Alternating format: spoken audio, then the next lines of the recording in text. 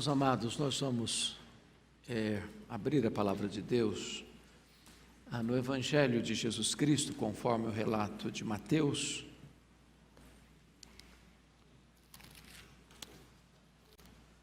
Inicialmente no capítulo 1, verso 18, apenas a parte A deste texto, e depois então nós consideraremos outras passagens. O nascimento de Jesus foi relatado pelos evangelistas. Mateus é um dos mais sucintos dele, e quando retrata o nascimento de Jesus, está no verso 18 assim: ora, o nascimento de Jesus Cristo foi assim. E eu queria então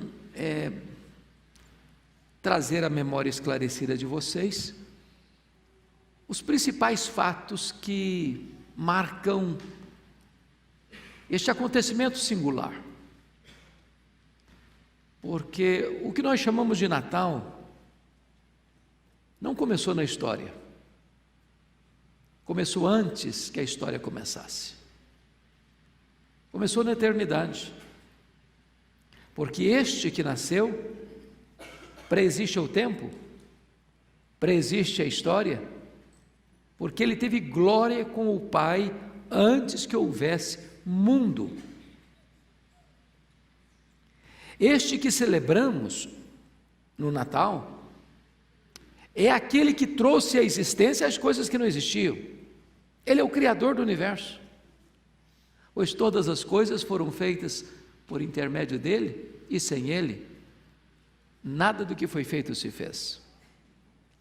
Este que celebramos no Natal é aquele que, como diz Paulo em Colossenses 1,17, sustenta todas as coisas pela palavra do seu poder. Este vasto, insondável universo que ele criou, sem matéria pré-existente, é ele quem dá sustentação a todas as coisas.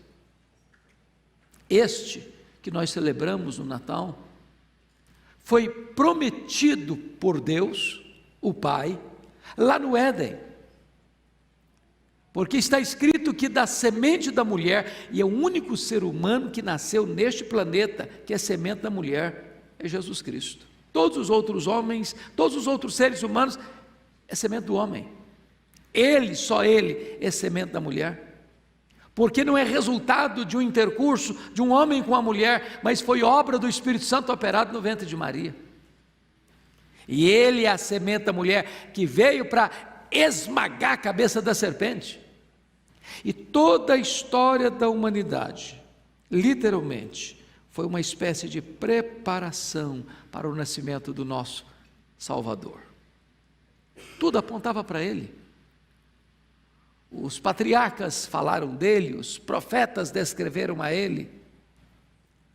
A história de Israel era apenas uma preparação para a chegada dele, e então tudo retratava a vida dele, era um prenúncio da chegada dele, apontava para este grande acontecimento da história. Deus desceria à terra, o verbo se faria carne, Deus se faria homem, o rei se faria servo, o infinito tornar-se um bebê. E este é o acontecimento mais sublime e auspicioso da história da humanidade. O que é que Deus faz? Deus prepara o mundo para esse acontecimento. Deus chama o povo judeu, uma nação pequena, absolutamente insignificante, para que ele, o Messias, nascesse como um judeu, para que este povo trouxesse ao mundo a revelação especial de Deus. Deus prepara os gregos com a sua filosofia, com o seu pensamento filosófico, com a língua universal, para que quando o Messias chegasse, esta mensagem pudesse ter celeridade, com a única língua no mundo inteiro. Deus prepara o povo romano, com a lei romana, debaixo de uma pax romana, estradas sendo rasgadas por todos os rincões do império, para que esta mensagem, ao chegar, pudesse ter rapidez para todas as províncias daquela época. E então diz a Bíblia que na plenitude dos tempos, quando tudo estava pronto, as profecias todas se cumprindo de forma rigorosa e literal, então diz a Bíblia que na plenitude dos tempos, ele nasceu, nascido de mulher, nascido sob a lei, para ser o nosso Redentor. O Verbo se fez carne e habitou entre nós, cheio de graça e de verdade, e vimos a sua glória, glória como do unigênito do Pai. E está aqui certamente, como disse Atanásio, o maior mistério do cristianismo. E na verdade, a mente mais arguta, a personalidade mais inebriada pelo conhecimento, jamais poderia entender esse mistério. Pensem comigo, o Verbo eterno, pessoal, divino, o Verbo criador, o Verbo autoexistente, o Verbo que é Deus, Deus transcendente, Deus infinito, Deus imenso, Deus eterno, Deus imutável, Deus onipotente, onipresente, onisciente, Deus soberano, Deus que nem os céus dos céus pode contê-lo. Diz a Escritura que esse Verbo se fez carne, que ele, sendo transcendente, esvazia-se a si mesmo e assume a forma de homem e entra no ventre de uma virgem e nasce de uma virgem e é enfaixado em panos e deitado numa manjedoura. Ele veio habitar entre nós, sendo ele outrora glorificado pelos anjos, querubins e serafins desde o início da criação, e agora ele vem ficar entre nós, pisando o nosso chão, bebendo a nossa água, comendo o nosso pão, chorando a nossa lágrima, sentindo a nossa dor, carregando sobre o seu corpo no madeiro os nossos pecados. E ele veio para quê? Ele veio para nos mostrar Deus. Ele veio cheio de graça, ele veio cheio de verdade, ele veio para revelar para nós quem é o Pai. Na glória do Pai, a glória do Pai pode ser vista nele, porque ele é exata expressão do ser de Deus, o resplendor da glória. Nele habitou corporalmente toda a plenitude da divindade. Então, diz a Bíblia que quando esse momento chega, algumas coisas importantes vêm a acontecer na história. Primeiro, Deus manda um anjo lá em Jerusalém, quando tem um sacerdote muito velho, que orou muitos anos para ter um filho, porque naquela época não ter filho era um opróbrio para uma família. E Zacarias e Isabel oraram, e eles eram de uma família sacerdotal, oraram anos e anos, e eles envelhecem e não têm filho. Isabel é estéril, e de repente Zacarias entra para oferecer incenso. Era o dia do seu turno, um dia de alto privilégio para ele. Ele já tinha desistido desse sonho, ele já tinha desistido desse projeto, e um anjo aparece para ele e diz: Zacarias, as tuas orações foram ouvidas. Às vezes você ora, não vê as coisas acontecendo, mas nenhuma oração é desperdiçada. Todas as orações sobem como incenso para a presença de Deus, e no tempo de Deus ele escuta, no tempo de Deus ele responde, no tempo de Deus ele age. Mas agora, com a chegada do precursor, 6 meses depois, quando Isabel está grávida, o anjo Gabriel é enviado lá em Nazaré, pequena cidade, desprezada cidade, e ele comunica a Maria que ela vai ser a mãe do Salvador, e ela fica curiosa: mas como vai ser? Eu não tenho relação com homem algum. E então diz a Bíblia que o anjo disse: olha, descerá sobre ti a sombra do Altíssimo, e o Espírito Santo entrará em você, e você então conceberá e dará à luz a uma criança, e esse vai ser o Filho do Altíssimo, e você vai colocar o nome dele de Jesus, porque ele vai salvar o seu povo dos seus pecados. Mesma notícia que o anjo diz a José, e ela corre lá para Isabel. 3 meses fica lá, sem falar nada com José. Ele é noivo de José. Quando ela volta, José não sabendo o que está acontecendo, o silêncio de Maria, a gravidez aparentemente já notória, os comentários surgindo talvez, ele envergonhado, seus planos frustrados, ele resolve então, para protegê-la e não difamá-la, fugir secretamente, sair secretamente, e aparece o anjo de Deus e diz: José, não temas receber Maria, porque o que nela foi gerado é obra do Espírito Santo. Ela não foi infiel, ela não carrega um filho do adultério, ela carrega o Filho do Altíssimo. Ela não tem como destinação o opróbrio e a morte, ela será notória entre as mulheres. Não está aqui o fruto do pecado, está aqui o fruto da bênção de Deus para os homens. E então diz a Escritura que José recebe Maria, e agora um fato acontece maravilhosamente. A profecia dizia que ele tinha que nascer em Belém da Judeia, porque José era da família de Davi, e Deus então move o Império Romano para fazer um recenseamento, para que simplesmente José saísse de Nazaré e fosse lá para a Judeia, para a cidade de Belém, porque Jesus tinha que nascer em Belém da Judeia. E por que José leva Maria? Só ele precisava ir, ela não tinha que ir, ele tinha que ir. E por que ele a leva no estado adiantado de gravidez? Embora a Bíblia não diga isso com todas as letras, você sabe o que está por trás, os comentários maliciosos. Ninguém está sabendo direito essa história. O anjo apareceu para Maria, Maria está grávida, José não casou com ela ainda, ela é apenas prometida, os comentários surgem, as malícias aparecem, e José então, para proteger Maria, leva Maria consigo para Belém. Quando chega lá, a cidade está ocupada, não tem vaga nas hospedarias, não tem vaga nas pensões, não tem espaço para eles, e diz a Bíblia que ele, como Cordeiro de Deus, vai nascer em um lugar muito próprio, numa manjedoura, num lugar onde os animais comem, numa gruta. O Rei dos Reis nasce no lugar mais humilde. Aquele que haveria de ser o filho de Davi não tem espaço na cidade de Davi. Aquele que é o pão da vida não tem lugar para nascer na casa do pão. E quando ele nasce, diz a Bíblia que um anjo aparece para dizer aos pastores de Belém, as pessoas mais desprezadas da época eram os pastores, gente que não merecia confiança da sociedade.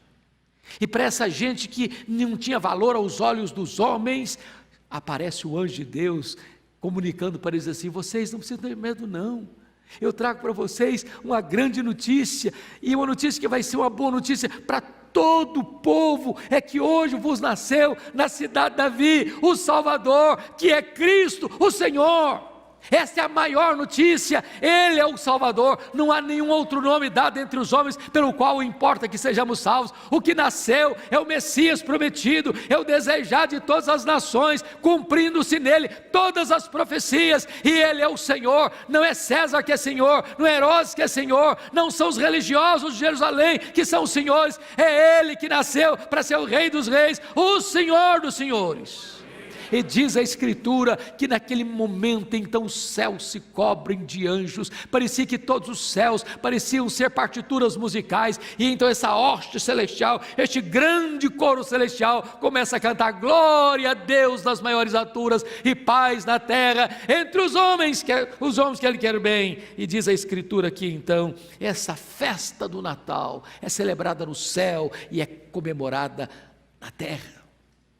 Mas diz a Bíblia que lá no Oriente aparece uma estrela, não uma estrela qualquer. Diz a Bíblia que os magos viram a sua estrela, não foi uma estrela qualquer. Isso era cumprimento de uma profecia que está lá no livro de Números. E diz a Bíblia que quando esses magos, que eram astrólogos, viram a sua estrela, era um sinal profético do Messias. Eles que já talvez fossem prosélitos, que já tinham escutado a mensagem de Deus, que já tinham escutado sobre a promessa de um Messias. Eles saem lá da Pérsia, muito provavelmente, e saem caminhando por lugares ermos, por desertos tórridos, e vêm caminhando com todas as lutas e com todas as dificuldades. Para onde? Para Jerusalém. Notem que a estrela não foi guiando-os do Oriente a Jerusalém, não. Eles viram a sua estrela no Oriente, e eles entenderam que era a sua estrela, que era o prenúncio do Messias prometido, e eles saem então aonde? Vão para Jerusalém. Por que Jerusalém? Porque eles entendiam que lá em Jerusalém estava a palavra de Deus, e o que nos leva a Cristo é a palavra de Deus. Examinai as Escrituras, porque são elas que testificam de mim. E eles vão para Jerusalém. Eles querem ouvir a palavra de Deus. Eles receberam a revelação natural, a estrela, mas eles querem agora a revelação especial, porque é a revelação especial de Deus que nos leva até Jesus. E então, ao chegar em Jerusalém, um fato curioso acontece. Eles querem saber aonde que nasceu o Messias. E diz a Bíblia que Herodes fica muito alarmado.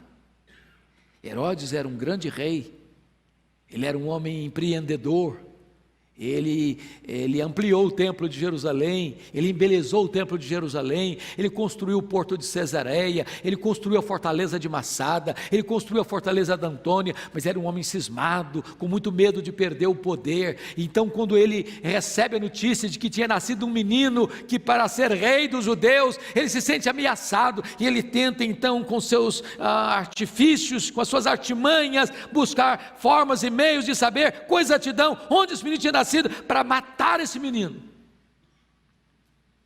Mas curiosamente, ele chama os escribas, os principais sacerdotes, a elite religiosa de Jerusalém, para saber exatamente o que a Bíblia falava sobre o local onde esse menino devia nascer. E essas autoridades, instruídas nas Escrituras, com todo o conhecimento que tinham da lei de Deus, dos profetas de Deus, da palavra de Deus, responderam com exatidão cirúrgica: ele vai nascer em Belém, porque assim está escrito.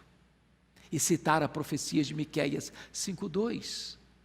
E diz a Bíblia que Herodes então instrui os magos, pensando que ele estava no controle, para irem a Belém, exatamente examinarem com exatidão, dar a ele de volta a notícia, porque ele também, hipocritamente falando, queria ir a Belém para adorar o menino, mas ele queria matar o menino.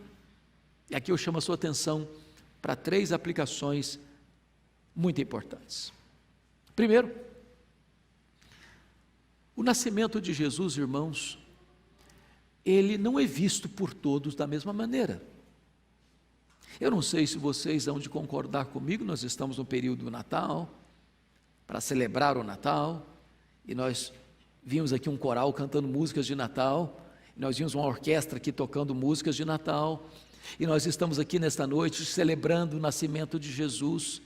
Mas ao mesmo tempo, aqui no Brasil, Netflix usa um grupo, Porta dos Fundos, para escarnecer desse Jesus, para vilipendiar esse Jesus, para trazer uma caricatura horrenda desse Jesus, de um Jesus que não passa de um demônio, de um Jesus que não é o Jesus da Bíblia, de um Jesus que é o avesso do Jesus verdadeiro, de um Jesus que é uma afronta a quem ele é, o que ele pregou, o que ele viveu, o que ele ensinou. Ora, mas lá também Jesus foi odiado. E sabe por que Jesus foi odiado lá? E sabe por que Jesus é odiado ainda hoje? É porque ele está vivo. Porque se ele tivesse morto, ninguém nem se lembraria dele. Ele está vivo, e é por isso que nós não celebramos o nascimento dele de 100 em 100 anos, mas todo ano. Mas ele não está vivo apenas lá no céu, ele está vivo dentro do seu e do meu coração. Ele é a razão do culto desta noite. Sabe o que aconteceu com Herodes? Herodes mandou matar as crianças de Belém, porque se tinha cristofobia na época, ainda tem cristofobia hoje. Mas sabe o que a Bíblia diz? Jesus escapou de Herodes, e Herodes morreu, mas Jesus vive pelos séculos dos séculos. Aqueles que se levantam contra Cristo, meus irmãos, são dignos de pena, porque se pensam que atacando o Cristo que nós cremos, o Cristo de Deus, o Cristo da Bíblia, o Cristo da nossa redenção, vão abalar o trono de Deus, enganam-se. Se aqueles que zombam do nosso glorioso Redentor pensam que vão abalar a nossa fé, enganam-se. A nossa fé está plantada numa rocha que não se abala. Louvado seja Deus. Mas aqueles que perseguem o nosso glorioso Redentor vão cair no esquecimento e vão virar pó, porque ao homem está ordenado morrer, mas ao nosso glorioso Redentor está ordenado reinar pelos séculos dos séculos. Mas notem comigo que houve uma segunda atitude no nascimento de Jesus, dos principais sacerdotes e dos escribas. Eles eram religiosos, eles eram eclesiásticos, eles tinham o poder da religião nas mãos, e eles tinham um conhecimento muito apropriado das Escrituras. Mas ao mesmo tempo, enquanto os magos vieram lá da Pérsia, muito provavelmente atravessando desertos e vales e montanhas, enfrentando o calor do dia, o frio gelado da noite, e atravessando semanas e meses em viagens tão perigosas, eles estavam a 10 quilômetros de Belém, com todas as informações nas mãos, e revelaram uma fria, uma gélida indiferença ao nosso glorioso Redentor. Não foram lá para adorá-lo. Aliás, ao longo da vida e do ministério do Senhor Jesus Cristo, esses se levantaram como os mais amargos opositores e inimigos do Senhor Jesus Cristo. Irmãos, nada é mais hostil a Cristo do que a religião que só tem conhecimento de Cristo, mas não tem devoção a Ele. Sabem tudo, mas não o servem. Conhecem tudo, mas não o adoram. Mas há, para fechar, uma terceira reação digna de nota. É que aqueles que estão longe o servem, os que estão perto o desprezam. Aqueles que sabem tão pouco são mais zelosos em buscar do que aqueles que sabem tanto, mas o coração está frio. Os magos vieram, não medindo esforços, não desistindo. Pensem comigo, ao chegar em Jerusalém, encontraram hostilidade, ameaças, perigos. Eles podiam pensar: bom, ir a Belém agora pode ser um risco para nós corremos risco de morrer, este homem é louco, a história deste homem Herodes é extremamente perigosa, ele já matou tanta gente, ele já derramou tanto sangue. Se nós formos a Belém e nós adorarmos esse menino que foi chamado Rei dos Judeus, nós corremos risco de sermos assassinados também. Vamos voltar daqui, vamos desistir da viagem. Não, eles prosseguiram apesar de todas as ameaças. E diz a Bíblia que agora eles são levados a Belém. A estrela os guia até a casa onde estava José, Maria e o menino Jesus. Preste atenção em algumas coisas. Nós não sabemos se eram 3, como se dizem. Nós não sabemos se eram reis, muito provavelmente não eram. E quando se colocam os magos perto da manjedoura, também está errado, porque eles entraram numa casa. Sabe por quê? Porque isso deve ter 2 anos depois que Jesus nasceu.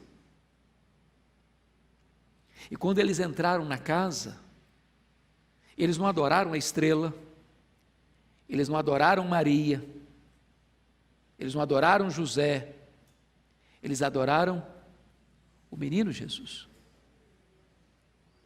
O culto é cristocêntrico.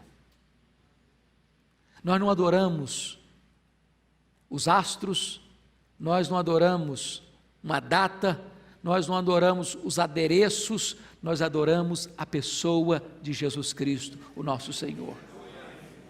Mas como eles adoram, eles se prostram, e eles trazem presentes, ouro, reconhecendo que Ele é o Rei dos Reis, incenso, que era levantado para a divindade, reconhecendo que Ele é Deus, mirra, era um instrumento, era usado perfume para embalsamar os mortos, reconhecendo que Ele é Rei, que Ele é Deus que se fez homem, mas que Ele está, como disse Simeão a Maria, destinado à morte. Ele veio para morrer, Ele nasceu para morrer. A manjedoura não pode ser desconectada da cruz. E desta maneira diz a Bíblia que eles então reconhecem que aquele menino de fato é o Messias, é o Salvador, é o Deus que se fez carne, é aquele que marcharia para a cruz para morrer pelos nossos pecados. Sabe o que acontece? Por divina advertência, eles não voltam a Herodes, eles retornam para a sua terra por outro caminho. Isso ensina uma verdade para nós: toda pessoa que tem um encontro com o Senhor Jesus Cristo nunca mais volta pelo mesmo caminho. Ter um encontro com Jesus é mudar de rumo, é mudar de caminho, é mudar de vida, é ter um novo coração, é ter uma nova mente, é ter uma nova rota de vida. Meus amados, hoje nós estamos celebrando o Natal do Senhor Jesus Cristo. Muito embora a sociedade está zombando dele, muito embora o comércio tenha colocado uma outra figura no lugar dele, um velhinho de barbas brancas, menino, garoto propaganda do comércio, muito embora tantas vezes distrações, até boas em si mesmas, possam ocupar espaço mais destacado que ele, mas hoje você e eu viemos aqui para dizer que o nascimento de Jesus foi assim. E nós estamos nos voltando para as Escrituras, para saber quem é Ele, e para reconhecer que Ele é a razão da nossa vida, e para dar a Ele toda a honra e toda a glória devida ao seu nome. Que Ele nos abençoe. Amém.